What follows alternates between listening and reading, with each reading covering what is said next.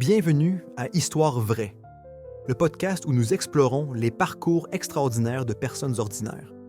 Je suis votre animateur, Denis, et aujourd'hui, nous avons une histoire incroyablement inspirante sur la résilience, l'espoir et la lutte contre l'adversité. Voici le parcours de Meredith Cowden.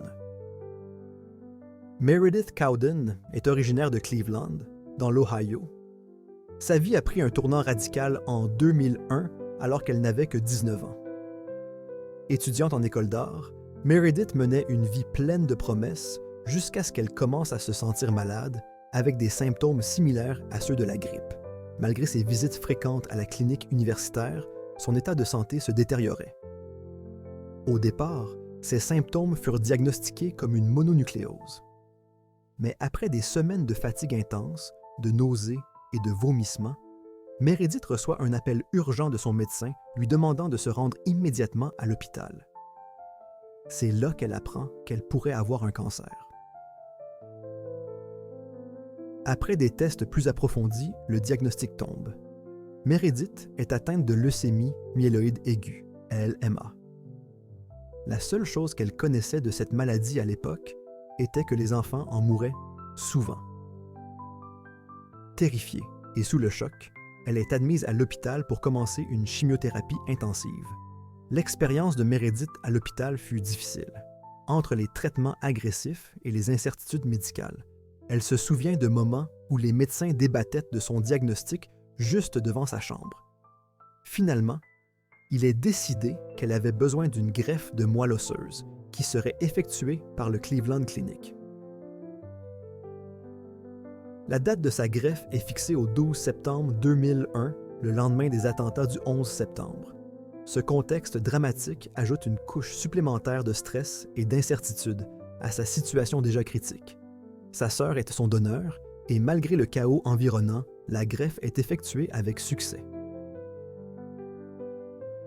Après la greffe, Meredith doit faire face à une nouvelle série de défis.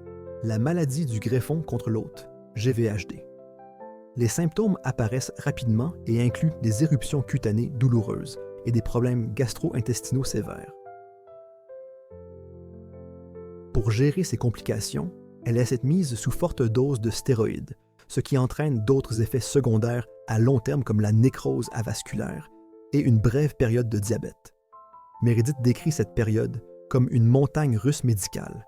Chaque avancée est souvent suivie d'un nouveau défi. Les traitements pour une condition entraînent des complications qui nécessitent encore plus de traitements.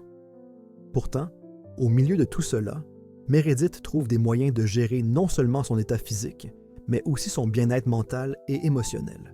La thérapie devient une bouée de sauvetage, l'aidant à naviguer dans l'anxiété et la dépression qui accompagnent souvent des maladies chroniques.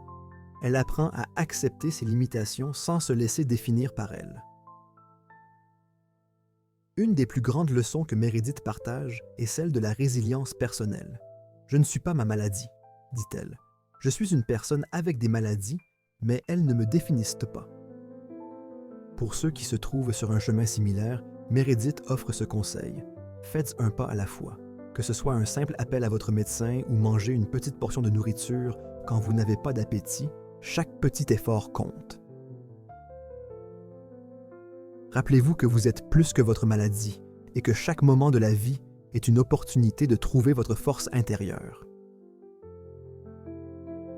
Merci d'avoir écouté cette histoire de vie. Je vous souhaite que du bonheur et de ne jamais tomber dans le piège de la maladie.